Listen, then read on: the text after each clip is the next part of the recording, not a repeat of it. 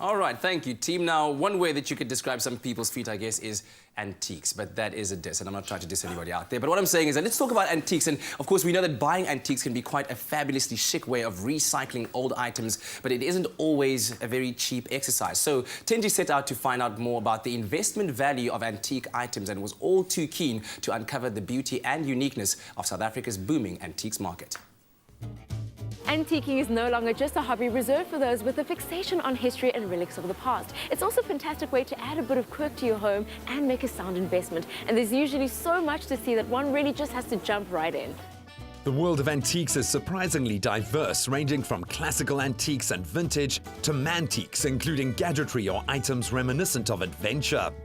We're finding a huge switch to buying art. Antique furniture, jewelry has become very much in fashion, and then silver is perhaps the most topical thing right now. For many collectors, learning about the history and culture of an item is crucial to making a purchase. But more than that, the particular story attached to the life of the item is what makes it extra special. At the moment, the most special piece I have is a German book of old woodcut prints. And what makes it special is that it's still intact with all the pictures in there, over 200. It's about 1896, 1897. It's a magnificent piece. The workmanship and the history of products, and some of the woods are extinct, and I prefer older things to new things. Well, I collect more sort of Afrikaner, sort of Cape Dutch furniture, so that's the kind of furniture that I collect. The piece has to be something that is going to fit in with what I've already got in my home.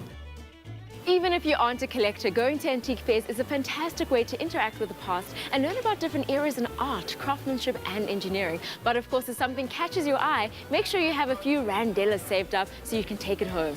Collecting antiques is often referred to as investment addiction because once bitten by the bug, collectors will continually research and build their collection. The reason I think antiques are good investment for people because they are hedges against inflation and hedges against currency fluctuations.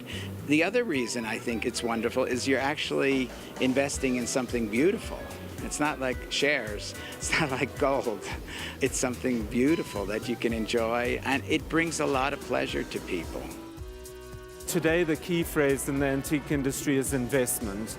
But I really do believe that if you follow your heart, you can make really sound investments.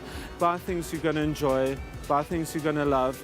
And the young, trendy collector of today most definitely wants to have items in their home that they can live with and use every single day. So for those of you starting out, it's probably best to start small, buying what you can afford. But over time, you want to work your way up to buying even rarer, more exceptional investment pieces, like this Chinese cloisonné enamel vase. Antiques chronicle our history and carry wonderful memories and stories of a bygone era. So why not collect your first piece and step into this fascinating world?